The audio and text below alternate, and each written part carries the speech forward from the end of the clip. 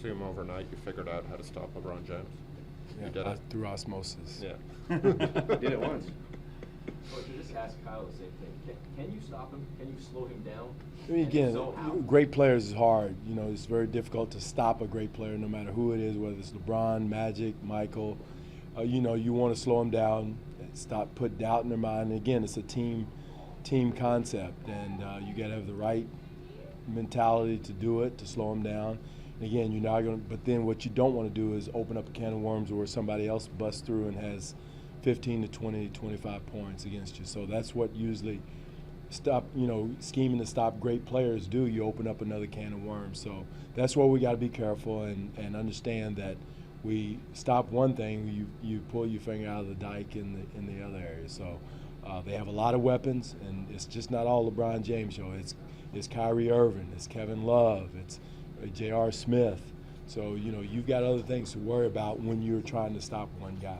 Obviously, the playoffs is totally different than the regular season, but what can you take from regular season meetings into the playoffs? Like, what is useful tonight to use later? Well, you see understand what works and what doesn't work with the offensive sets and defensive schemes. You see that, but there's this total different intensity level in regular season and postseason. So,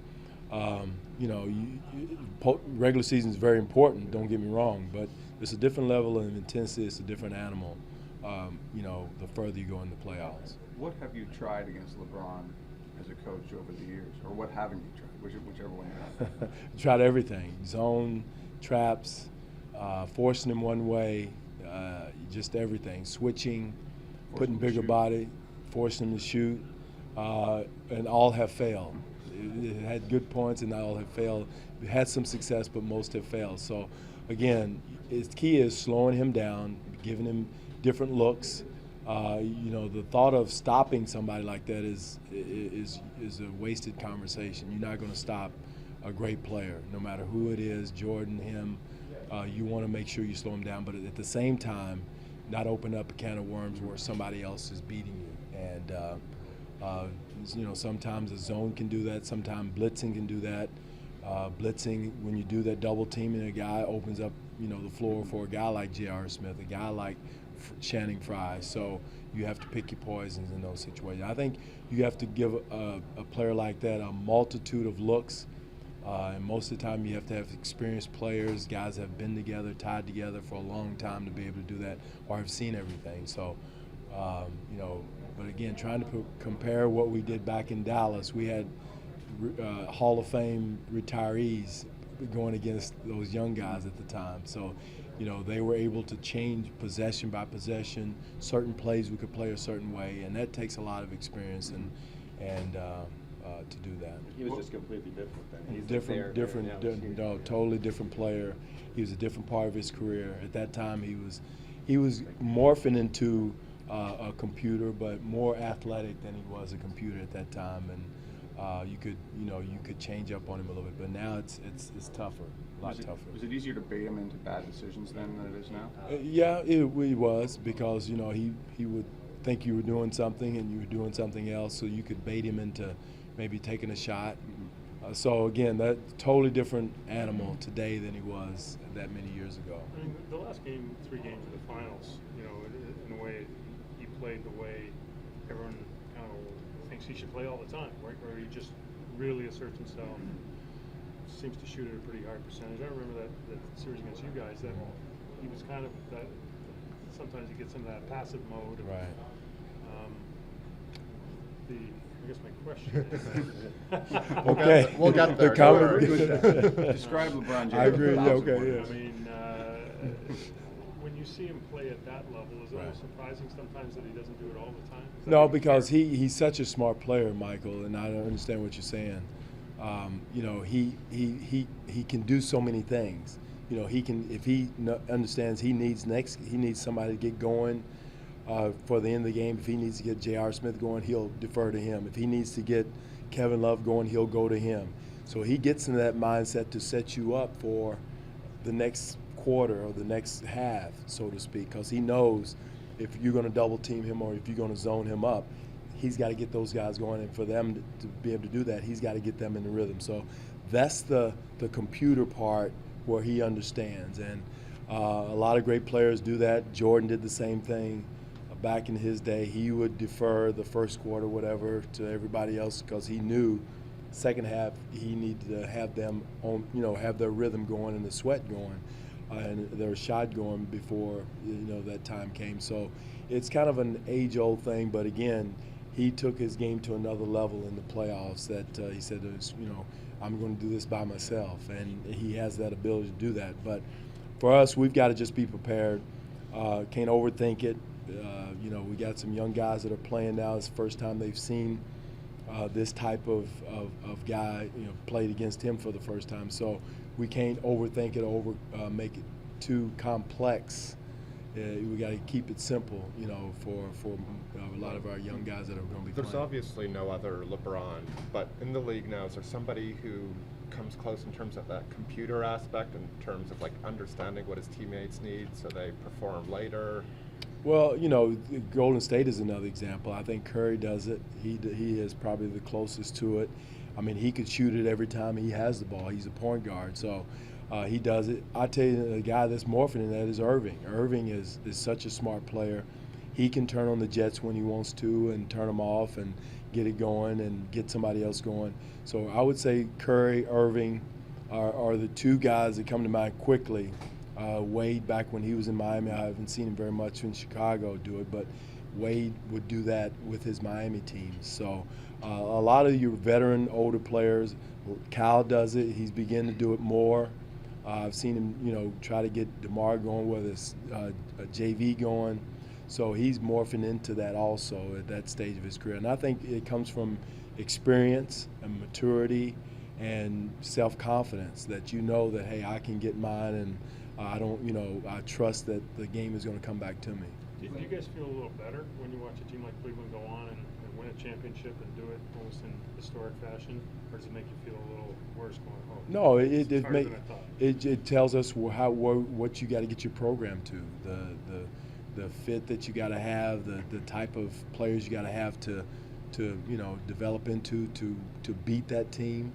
No, it gives you confidence to know, and you should enjoy the competition of going against teams like that as a young team. So it lets us know that regular season we played them pretty well. Doesn't mount to hill of beans because it's a different animal. Now, how do you have to perform at a certain level at playoff time to beat a team like Cleveland or Golden State or San Antonio or whoever it is? It's always good to go against those guys. In terms of preparing a guy like Jordan versus a guy like LeBron, you're one of the few guys who kind of design defenses for both. It's not that which one's harder, but how is it different trying to limit them? Well, the triangle. How is it the same? Well, the difference is with Jordan, it was more of a system you were guarding. Mm-hmm. You knew the other intricate parts of the system around him. If you double team, you knew what they were going to do automatically. Mm-hmm. Whereas with the team like Cleveland, you've got excellent one-on-one players in Kyrie Irving and J.R. Smith that can take you off the dribble. And it's not really a system, so to speak. It's set plays. It's more of a one-on-one mentality. More decisions that guys more decisions that you have to make, or more variables that you have. Whereas with Chicago, they were limited other than Jordan and Pippen and maybe had a Steve Kerr as a shooter around them. But they didn't have the one-on-one breakdown ability that Kyrie Irving has, that J.R. Smith and some of the guys that he has around him now, that LeBron has around him. So it's a little bit different. Both great players, but different animals around them. Do you see any parallels to what you were saying about the Bulls and Jordan and getting the other guys going, or at least that they'd be there later with JV and your team? Get them. Well, believe me, we're nowhere near that level. No, I'm not. I mean, just saying the way that he would right. get Cartwright or the centers going, or at least that they Cartwright never got going. Cartwright was a screener. We wish we Longley or whatever, any of those guys. Okay, no. They'd give them touches early and right, they'd be a bit better. Right. Do you see that with JV at all? If he gets we early, need to. I do, Ryan. I'm making fun. I'm making light. But no, we need to do that more. I think that's a product of matchups. I think JV had an excellent matchup. He felt like You know, if you look at it, we didn't run a lot of plays for Jonas the other night. We ran probably 2 set plays for him. The rest of them were him rolling to the basket, offensive boards, off the dribble, beating guys down the floor.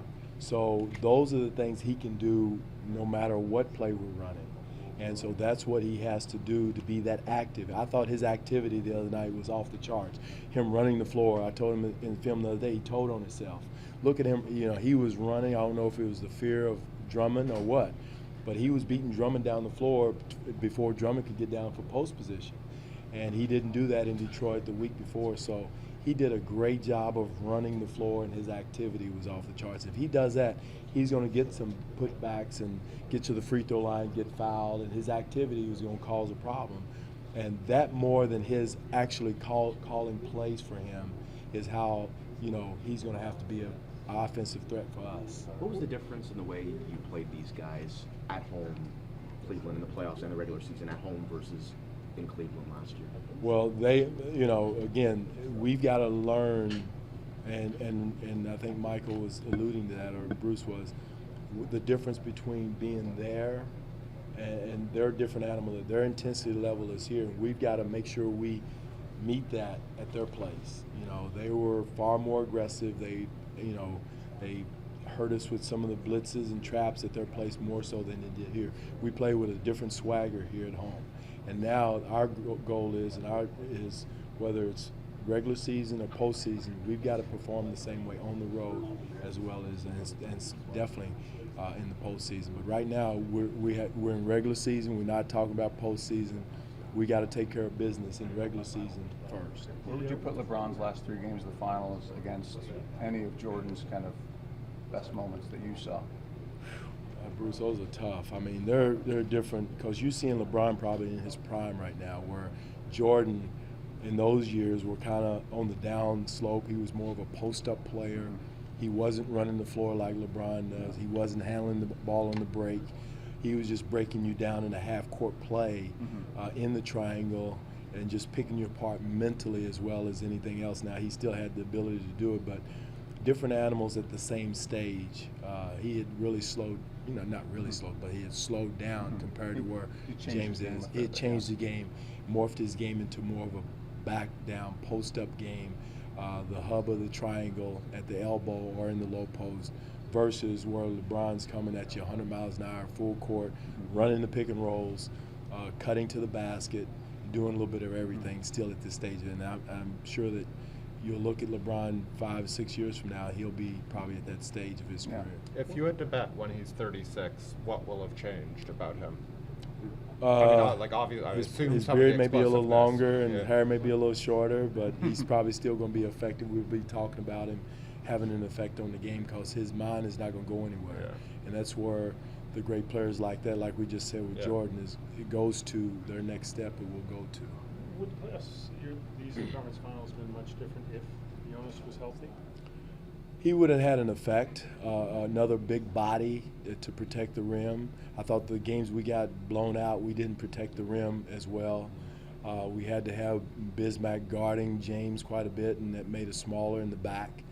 Would have given us another big body to go with, you know, and the way Jonas was rebounding, I thought he was doing a great job of offensive rebounding, defensive rebounding for us at the time as much as anything. It's hard to say, Michael. I think he would have had a positive effect. Now, whether it would change the outcome of it, I don't know. I mean, the matchup, so they could have taken him out of the game too. Like he wouldn't have necessarily had the same. No question. No. Well, when Fry comes in, presents a problem in itself, and when they go small at Love at the 5 is a different. Now, but if Jonas is imposing his will, rolling to the basket and on the boards, then that's to our advantage, and that's where his next step as a player is to make sure he imposes his will and make them make a change. But if he's out there going status quo and not being active, not running the floor, not dominating the boards, then they will have the advantage. Lucas still out tonight? Yes, probably he's still out. It's not 100%. I don't know if the decision's been made, but I would say right now, Blake, if I had to make a decision, if I was thinking, he's not going to be available.